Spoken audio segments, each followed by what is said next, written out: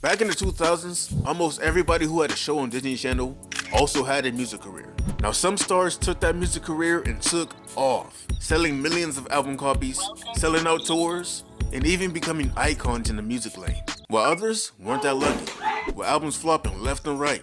And one star in particular, getting so discouraged by Disney, they quit music entirely. With that being said, let's get into the failed music careers of popular Disney stars. Let's get into it. You still in the studio working on music too? Aren't I always in the studio working on music that nobody buys? So, Wow. I am on my 5th. You bought it? That you just saying that because you on camera.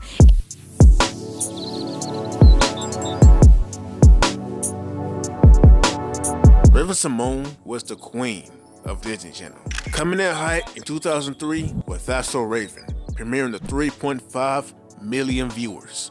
It was inarguably the biggest show they had at the time, with it not only being the first show to surpass 65 episodes on the channel, but also being the show that laid down the groundwork and became a blueprint for new shows to come, such as The Sweet Life of Zack and Cody, Hannah Montana, Sunny with a Chance, and literally everything else that came after that. The show produced merch such as perfumes, clothes, Barbie dolls, you name it, she had it. Raven was eating in every single category. The only thing left for her to do was tackle a music career. So in 2004, that's exactly what she did. With the announcement of her album, This Is My Time. Now just to be clear, this was not Raven's first attempt at music, as she previously released 2 albums in the 90s. But they both failed, only selling a combined 76,000 copies. This new album was finally her chance to make it big in the industry. And with that chance, she went all out, releasing her single, Backflip. Now the song didn't go crazy, only reaching number 10 on Billboard's Bubbling Under 100 chart.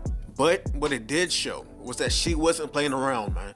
And that reflected in her album, as This Is My Time went on to sell 235,000 copies and 300K domestically. It was her first album on the chart, reaching number 51 on the Billboard Top 200. Now although those might not be as big of numbers as her Disney counterparts were seeing, such as Hilary Duff, 300K is still a success. People can't even see those types of numbers nowadays. So trust, that's something. Never mind, so I just seen her first week sales for this album. It turns out it was only 19K. And her album after this only did 4K. So what's good, man? Why y'all doing the Queen of Disney like this, man? So let's get into it. Why didn't SYMONE's music career take off? Well, I got 3 possibilities. 1, bad management. It's possible that Disney just didn't know how to promote her. I mean, Raven was a singer who mainly did R&B on a record label that was full of pop artists. I mean, they already had the blueprint with Hilary Duff, but that same blueprint couldn't be used for Raven. They catered to 2 different crowds. Number 2, the crowd that Raven catered to just didn't take her serious. Most likely, they just saw her as that funny chick from Disney Channel.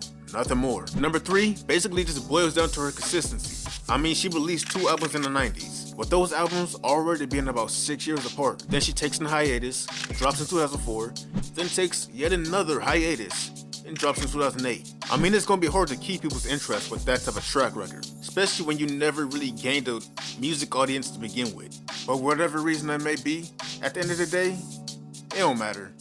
This woman done accumulated millions off the That's So Raven name, even to this day, while simultaneously being loved by every 90s and 2000s kid alike.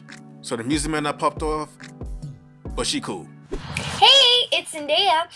I just wanted to make a quick shout out to all my fans saying thank you and I love you guys, and I'm out here in Toronto.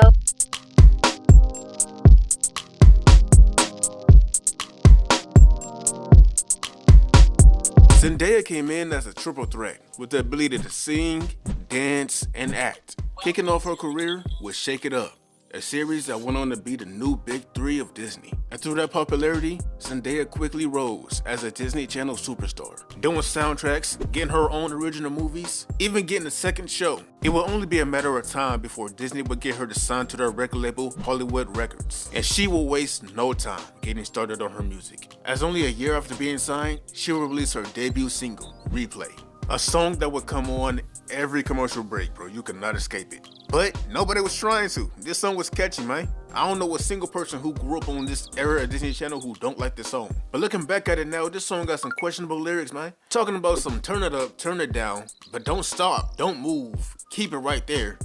We talking a little spicy on Disney Channel, ain't we? I mean, Selena did the same thing, so I guess. But besides that, the song climbed the charts, peaking at number 41 on the Billboard, making it the highest charting song in her catalog. With a top 50 hit, they felt there was no better time to drop the album. So in late 2013, Zendaya dropped her self-titled album.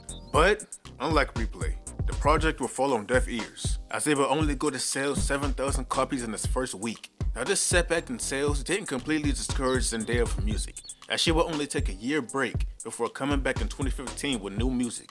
I mean, it was only a feature and a song that got leaked, but that still count, I'm counting it. Her official comeback in music will be in 2016, where she not only performed side by side with Mario with the song Let Me Love You, but also released her official new single for her second album, Something New featuring Chris Brown. But sadly, there was no second album in sight, and this will be the last piece of music Zendaya would ever release, as she would later reveal that although she loves making music, she hates the business side of it, insinuating that the deal she had with Hollywood Records was a horrible one, and it destroyed her passion. Now being a triple threat, she decided to focus more on her acting, a lane where she is currently excelling at. I mean, I ain't even gotta explain it, man. Y'all see what's up. And occasionally, she does get the chance to sing in her acting roles, so that part of her never really went anywhere. And speaking on choosing to switch lanes, let's get into our final Disney star. I'd say was good, you know, it was nice to hear people responding positively to the song. Some people were like, she's ripping off the Fugees. I'm like, I know, that was intentional. And they agreed to it, so that's good.